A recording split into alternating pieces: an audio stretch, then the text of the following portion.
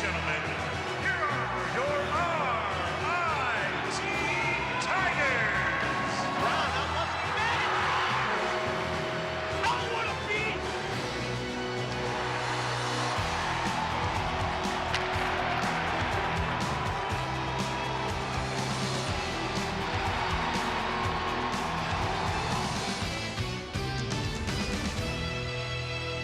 Welcome inside the Gene Policini Center on the campus of the Rochester Institute of Technology, where for the first time in 3 weeks, the Tigers are back on home ice. Tonight, it's an Atlantic hockey showdown as the ninth place Robert Morris Colonials are in town to face third placed RIT, a critical weekend for both teams as the playoffs are just around the corner. Number 7 for the Tigers is senior forward Abbott Gerdukis. The RIT co-captain currently leads the team in points with 9 goals and 21 assists.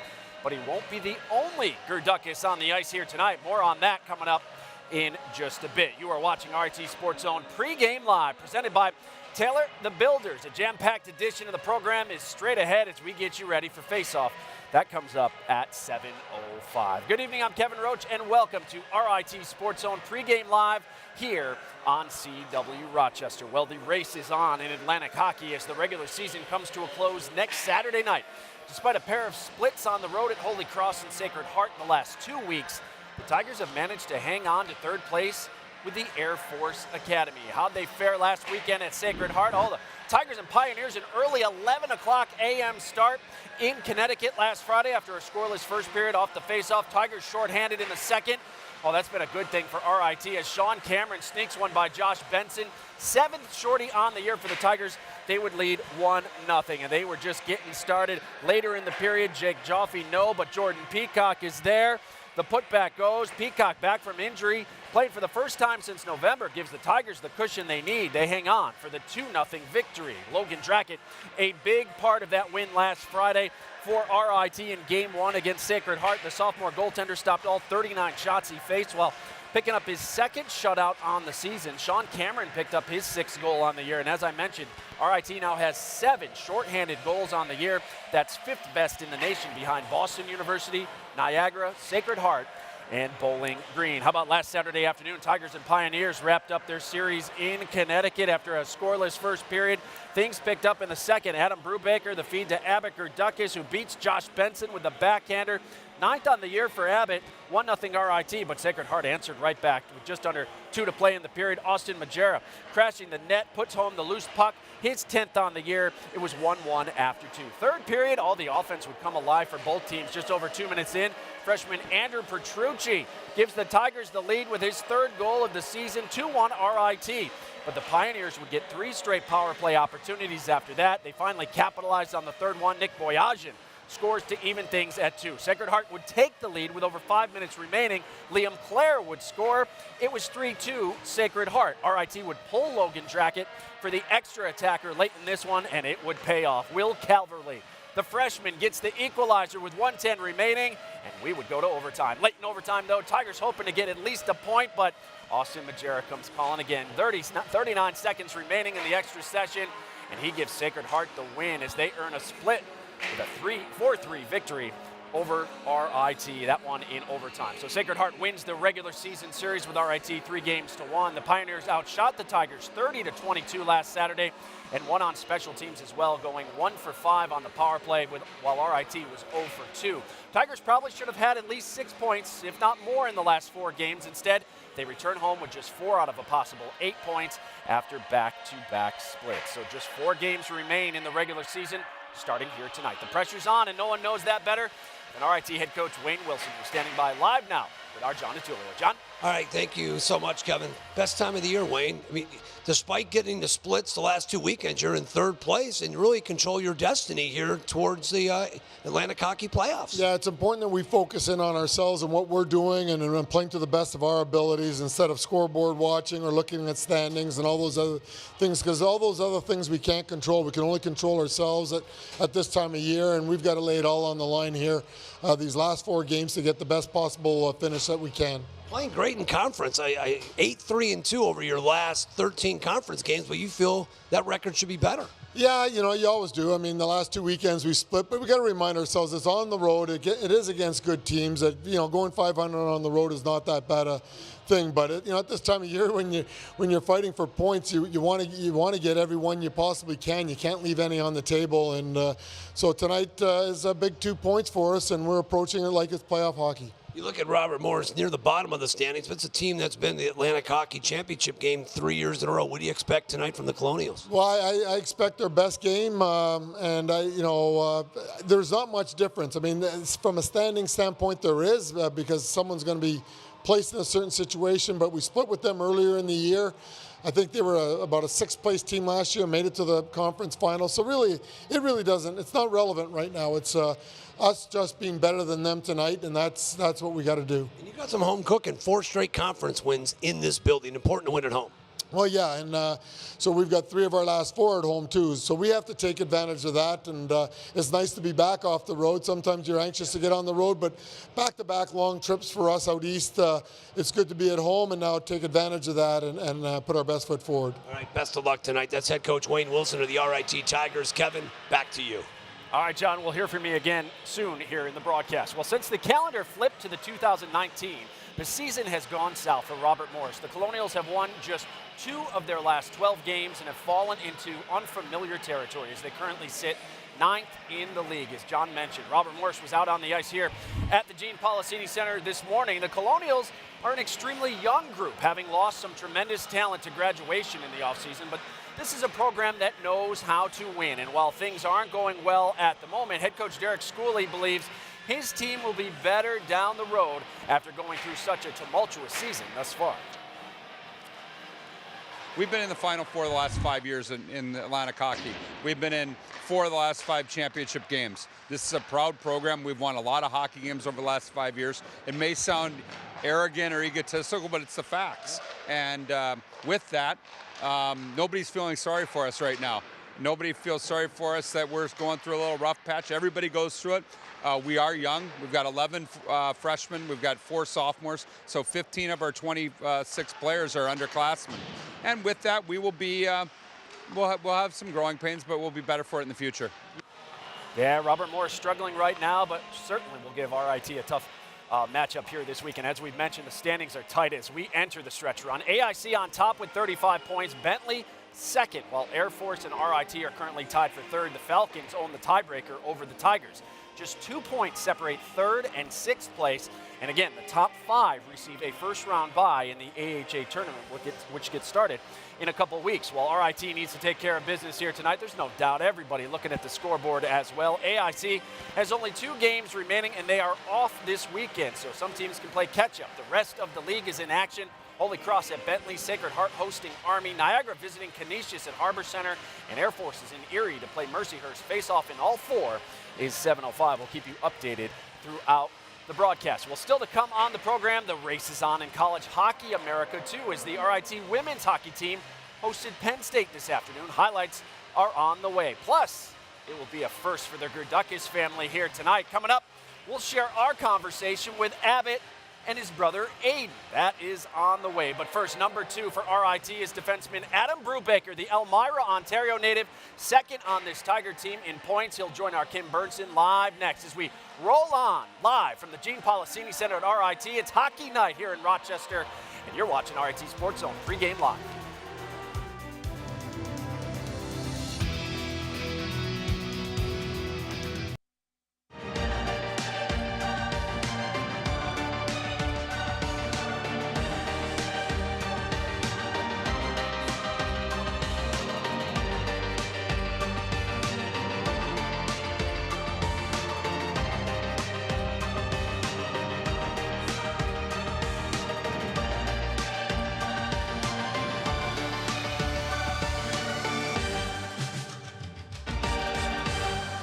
Oh, winter in Rochester not stopping college life here at RIT, back here at the Policini Center.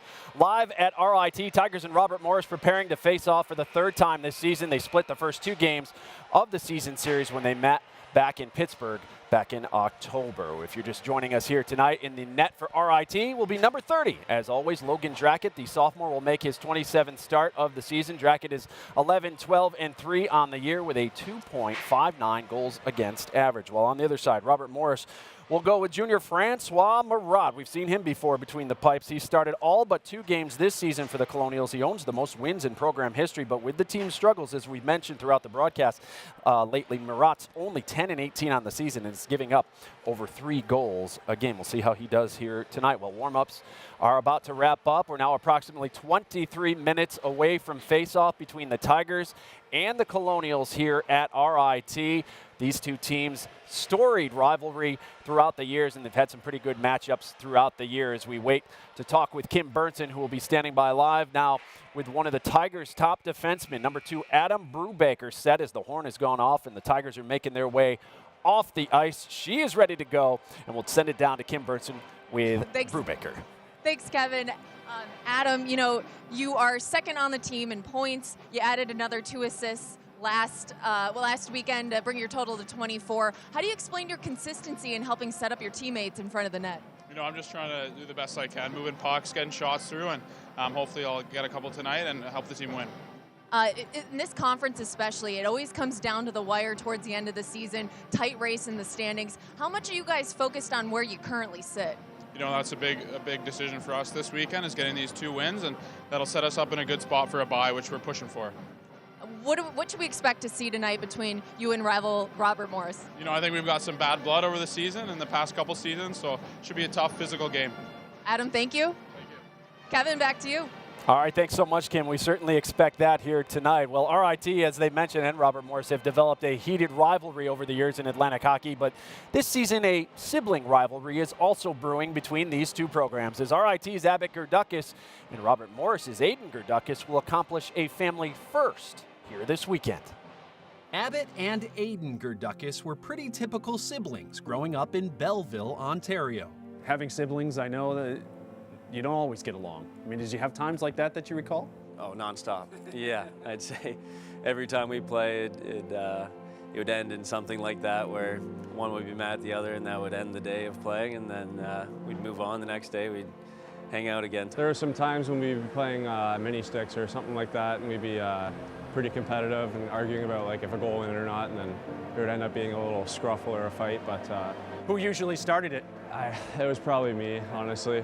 But despite countless fights and disagreements over the years, the two have remained close while sharing a love for hockey. Especially growing up and him following sort of the same path as I have, that definitely helped the tightness. He'd look for me for advice, and I'd try and help him along his way.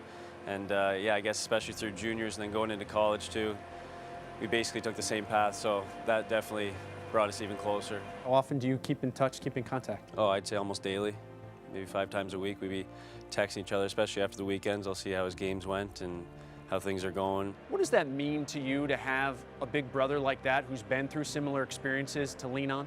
Yeah, he's helped me a lot through understanding how the process of things works. And yeah, I mean, if it wasn't for him, I probably would be in a lot rougher shape than I would be right now. Abbott is a senior forward and co-captain at RIT. Aiden is a freshman defenseman at Robert Morris. And while they've played hockey since they were old enough to walk, the brothers have never faced off against each other in a game that counts. Now, RIT visited Robert Morris back in October, but unfortunately you were injured and didn't get a chance to play. How disappointing was that for you? The weekend before, you know, I accidentally, like a ref ran into me, and yeah, it was a ref, and yeah, I sprained my MCL, but it didn't hurt that bad. It was just the danger of hurting it further, I guess. So I was trying to like show like, oh, I'm fine, I can play, but the doctor wouldn't allow it. So barring a playoff meeting, this weekend will be the only time the Gerdukis brothers will face off. And there's no doubt they plan to cherish the moment. We haven't really ever had the chance to share the same ice in a real competitive game. It seems every time that I would catch to the league he's on, he would be moving on to the next one. And I finally caught up to him this time, so yeah, this will be an exciting time for me for sure. It'll be pretty cool, especially him being a D-man, me being a forward. I'm going to try and get down in this corner, but I think it'll be cool first, but once the puck drops, I think it's go time. What would be the perfect way this weekend could go for you? that we get to play against each other both games, get a good amount of shifts against each other, get some good competition, and then obviously a couple RIT wins, which is huge because we're going down the stretch here. We need it. Win both games and then get to rub it in his face after. Oh, Aiden, a little instigator, he admitted, while Abbott is a little more reserved. A big night for the Gerdukis family, as 20 to 30 of them are in attendance here tonight, and of course many more watching back home in Belleville, Ontario. Now in the Division I era at RIT, siblings have faced off against each other twice before. On the men's side, Tyler Mazie played against his brother John of Bowling Green back in 2007. While on the women's side, Claudia Black faced off against her sister Melissa when the Tigers visited Vermont last season. Well, there's still more to come here tonight. John and Jean will join us to break down tonight's matchup, plus the RIT women's hockey team hosted Penn State. Highlights are coming your way. You're watching RIT Sports Zone Pre-Game Live.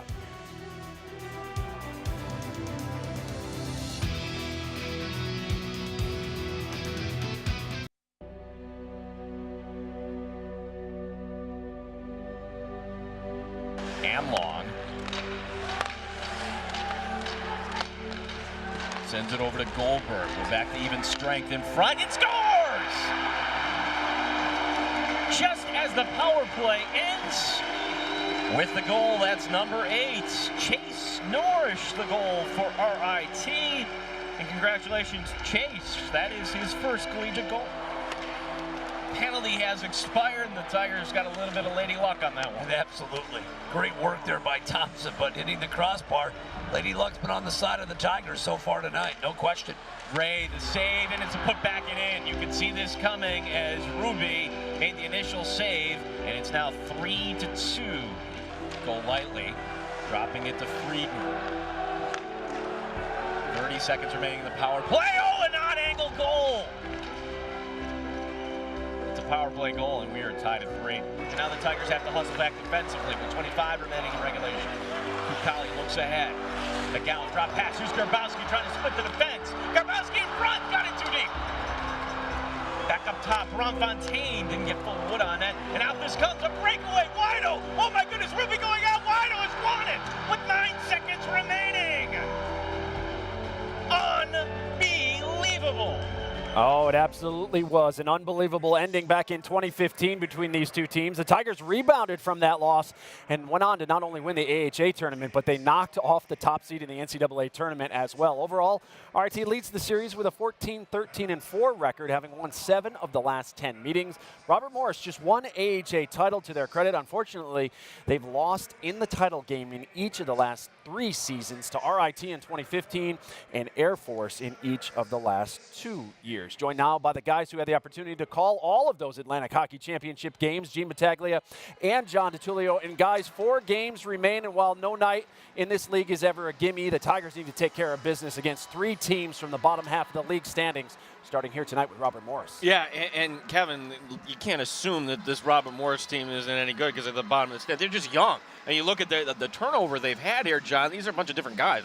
If you go back to the start of the calendar year, they only have 2 wins. That's just not a Derek Schooley team, but it's a team that can be dangerous because there's a lot of tradition. You got a really good coach. They are young, but you know what? Maybe the light goes on, they flip the switch, and what better way to do it than in this building against a team they've been extremely competitive against the last 3 years. Yeah, they have the goaltender Marat back after getting to the final last year, and one of the players they do have back, Alex Tange, the Tiger defense has to be wary of tonight. Incredible player. Seems like he's been here forever, and a dynamic player for Robert Morris. You look at the numbers, he's having a big-time year, 13 goals, 15 assists. If they're going to turn this thing around and begin their playoff push, it starts with number 24. Now for the Tigers, it's just good to be back here after a couple weekends away.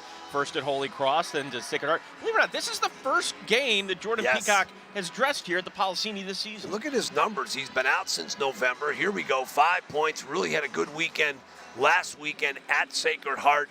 Now with Gabe sidelined probably until the playoffs, maybe number 25 can pick it up a little bit. They're missing Gabe, but Jordan Peacock, good to have that big frame and the junior back on the ice. Yeah, bang some bodies around. That's what the Tigers need here tonight is the face-off coming up at 7:05. John, what has to happen for RIT to win tonight? Get some home cooking in this building. They've won 4 straight conference games. You got to win at home, so they got to protect the Policini.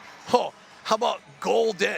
How about this? RIT and Robert Morris have combined for 85 goals in their last 12 matchups. RIT has scored 27 goals in their last 5 games here against the Colonials. In the playoff push, tied for third with Air Force, got to take care of business. These next 4 games essentially are playoff games for the Tigers. Yeah, and it's so valuable to get one of those top 4 spots because not only do you get the bye, but you get the home ice in that second round. Which is big. The bye will help Gabe Valenzuela get even healthier, but plus the second round you're here at home, so you're just 2 wins away from headed to Buffalo for the semifinals. You tripped over that because we don't like saying that. I know. I was thinking you and Kevin are going to yell at me because that's what you guys do around here. All you do is yell, and Nate, Burnsy. Wow. Yell. We love it. Only Mark Fergali loves me. That's the only one who loves me. Marky loves me. He's the only one Italian who loves me. Kevin, tell him we love him. We love you. We'll see you again, top of the hour, guys. Thanks so much. All right, well, meanwhile, the RIT women's hockey team has entered the stretch run of its regular season Schedule 2. Chad Davis and the Tigers opened a critical series earlier this afternoon here against Penn State. Tigers playing well lately, unbeaten in their last 3 games, ended the day in 4th place, just 1 spot ahead of the Nittany Lions. Second period, Logan Land shot wide and off the back of the boards, but it comes right to Jade Mancini, who puts it in. 1-0 Tigers. Tara Lantain, unbelievable in the net today, stopping all 50 shots she faced. A tremendous effort by the junior goaltender. Third period, Tigers get one from Ellie Larson. It trickles in off the goaltender, her 6th on the year. They would add an empty netter, and they beat Penn State today by a final of 3-0. Tigers victorious. Just a reminder that tomorrow is senior day for the RIT women's hockey team as they wrap up their series with Penn State. 9 seniors will be honored, and RIT SportsZone will also be giving away senior cards and posters beginning at 1 o'clock tomorrow. Come on out and support the RIT women's team. Well, this season, RIT SportsZone has handed the mic over to some curious kids who wonder what it's like to be a Division I hockey player. This time, the kids decided to grill members of the RIT women's hockey team with the tough questions in this edition of RIT SportsZone's Kidcaster.